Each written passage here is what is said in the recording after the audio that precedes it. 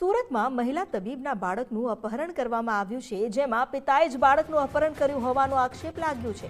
શાળાના કમ્પાઉન્ડમાંથી પિતાએ બાળકનું અપહરણ કર્યાનો દાવો કરવામાં આવ્યો છે। કેરટેકરના હાથમાંથી બાળકને ખેંચીને લઈ ગયા। ડોક્ટર નંદિતા પટેલે બિલ્ડર ઈશાન પટેલ સાથે 2024માં લગ્ન કર્યા હતા।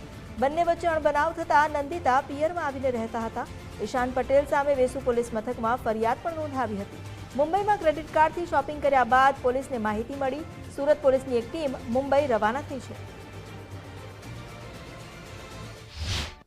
2021માં મારા મેરેજ થયેલા હતા, પણ due to some issues between husband wife, થોડા ફેમિલી ઇશ્યુઝ હતા, એટલે અમારું પછી 2025માં ડિવોર્સ પ્રોસિડિંગ્સ ચાલુ થયા, બિકોઝ એ રિઝોલ્વ થાય એવી સિચ્યુએશન્સમાં નહીં હતું।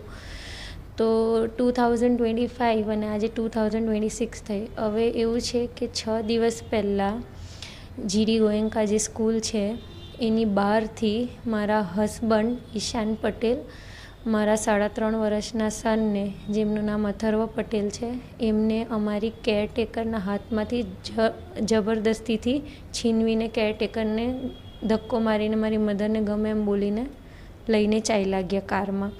હવે આજે 6 દિવસ થઈ ગયા, પણ હજુ પણ અમને નથી ખબર કે અમારો છોકરો ક્યાં છે।